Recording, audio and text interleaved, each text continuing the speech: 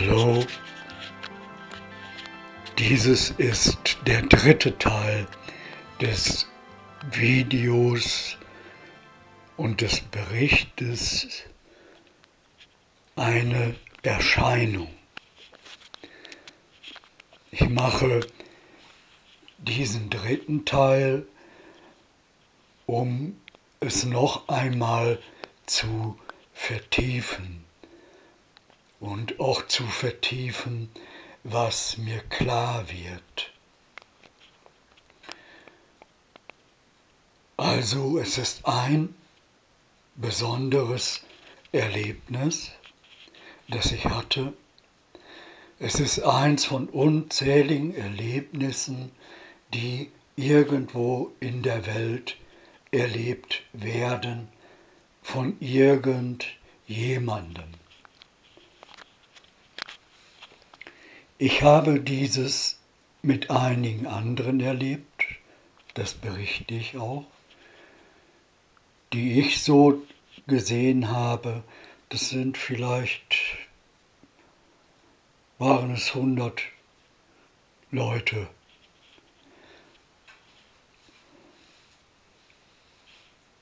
Was mich verbindet mit diesen vielleicht 100 Leuten,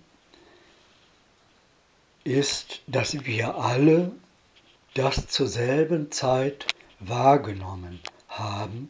Wir sind aber nur wenige in einer riesen Menge gewesen, vielleicht in einer Menge von 1000 Menschen, die mir begegnet sind in der Situation. Bei dem Einkaufen war es.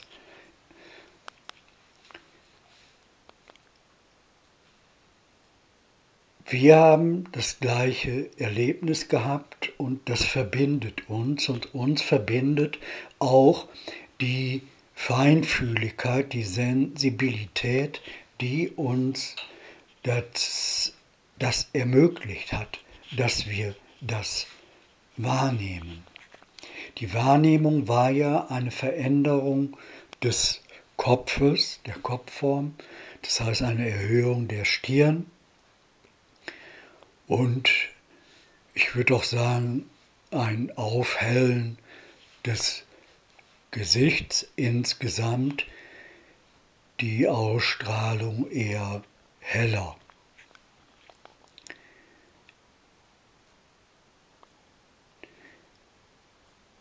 Meine Aufgabe, und so erkenne ich es und definiere ich es, ist es, das nicht auszublenden oder zu verschweigen, sondern meine Aufgabe ist es, hiervon zu berichten und dazu zu stehen. Es wird gewissermaßen auch von der Welt und auch von der höheren Welt, nicht nur hier irdisch, sondern es wird von der göttlichen Welt erwartet, dass ich davon berichte. So definiere ich es. Und ich mache das auch sehr gerne, weil es auch zeigt, dieses, was wir alltäglich leben, ist nicht das Leben, sondern es ist der Alltag, den wir jeden Tag leben. Aber das ist nicht das Leben selbst, sondern nur ein winziger Teil dessen, was Leben bedeutet. Das Leben ist viel, viel weit umfassender.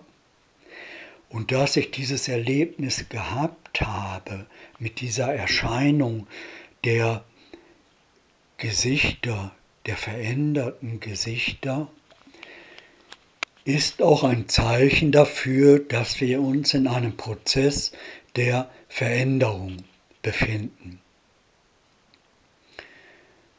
Es wird eine sehr große und grundsätzliche Veränderung unseres Lebens sein, unseres alltäglichen Lebens sein. So würde ich es mal definieren. Der Weg dorthin ist, dass wir uns darüber austauschen, diese Erfahrung mitteilen und ja, von mir aus auch versuchen es zu definieren oder zu erkennen. Ich kann nur sagen, alles wird sich verändern. Alles. Was nicht funktionieren wird, das ist, dass man sich hinstellt irgendwo oder sich zusammenrottet und denkt, es wird alles wieder so sein, wie es vorher war und es wird genauso weitergehen und rückblickend werden wir drüber lächeln und schmunzeln und sagen, schau mal, so, alles ist wieder so, wie es war. Das wird nicht sein. Dafür war diese Erscheinung, die ich hatte und wie es sich vollzogen hat, zu groß. Zu groß und zu ungewöhnlich. Sie musste so groß und ungewöhnlich sein, damit ich selber auch aus dem Alltag heraus oder heraufsteigen kann. Und das möchte ich mit diesen Videos machen. Und ich bleibe mal bei diesem einen Video, das ich eine Erscheinung nenne. Ich habe aber mehrere gehabt, von denen ich auch berichte. Und es gibt ja unzählige Erscheinungen, die irgendjemand irgendwo in der Welt hat. Jeden Tag, jede Minute, jede Sekunde vermutlich gibt es eine Erscheinung irgendwo in der Welt. Ich nehme diese heraus und ich bleibe mal bei dieser, damit ich bei dem Thema Erscheinung bleibe. Es kann sein, ich mache noch Fortsetzung davon. Wahrscheinlich werde ich das tun, aber sie werden wahrscheinlich auch über dieses eine konkrete Erlebnis hinausgehen, aber bei dem Thema Erscheinung bleiben, wozu ja dieser Bericht auch gehört. Ja. Also mich verbindet mit denen, die mir begegnet sind, dass wir in derselben Sekunde, in derselben Minute erkannt haben, was geschieht und dass etwas geschieht. Das ist ein sehr schönes Gefühl, weil man nicht allein ist in der Situation. Und ich möchte mal sagen, versucht mal aufmerksam euer Gegenüber wahrzunehmen. Versucht mal wacher durch den Tag zu gehen und achtet mal darauf, ob ihr das Gefühl habt, dass sich bei irgendwelchen Menschen, ob ihr sie kennt oder nicht kennt, etwas Besonderes ist. Und auch, ob ihr den Eindruck habt, das Gesicht ist ein bisschen verändert, als es noch gestern war, zum Beispiel. Und da kann man feststellen, dass wir uns eigentlich permanent verändern. Unser Gesicht verändert sich auch jeden Tag. Wir sehen jeden Tag ein bisschen anders aus. Und es macht Spaß, das zur Kenntnis zu nehmen und auch bei anderen zu erkennen und zu merken, ja, das ist auch ein Teil des Lebens. Der Ausdruck von Leben ist die Veränderung. Und achtet mal darauf und sprecht euch mal, wenn ihr könnt, gegenseitig darauf an, auf diese Wahrnehmung. Und es erhöht uns sozusagen dieses zu erkennen. Es zeigt uns, es gibt mehr als das, was wir tagtäglich erfahren. Und es gibt mehr Möglichkeiten und größere Möglichkeiten, etwas zu ändern in unserer menschlichen Welt und in unserem Leben. Es gibt eine höhere Stufe und ein höheres Sein, aus dem heraus wir wirken können. Das möchte ich gerne sagen. Und wir können gemeinsam wirken, gemeinsam erkennen, gemeinsam handeln, es gemeinsam erleben. Das ist sehr schön.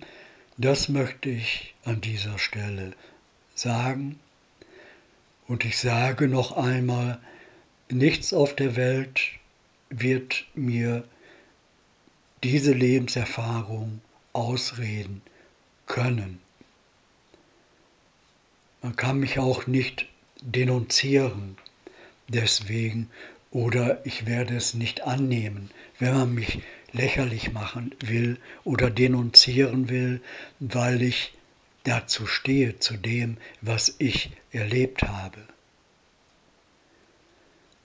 Und ich bin ein sehr feinfühliger Mensch und auch ein sehr emotionaler Mensch, ein Mensch, in dem sehr, sehr viel Liebe im weitesten Sinne ist.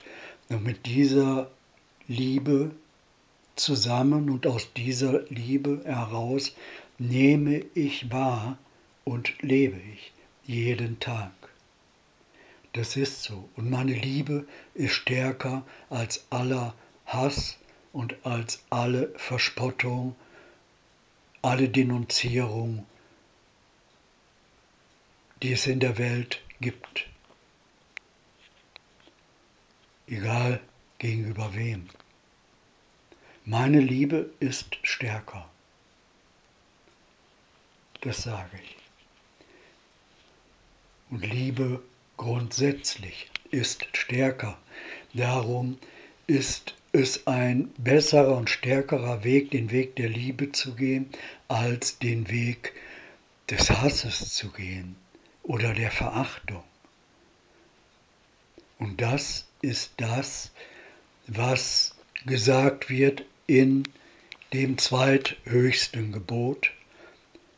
Und das lautet, liebe deinen Nächsten wie dich selbst. Das Gebot der Nächstenliebe. Das ist sozusagen wie der Schlüssel zu einer großen, dicken Tür. Wenn ich diesen Schlüssel erkenne und benutze, öffnet sich eine Tür in eine unendliche Weite.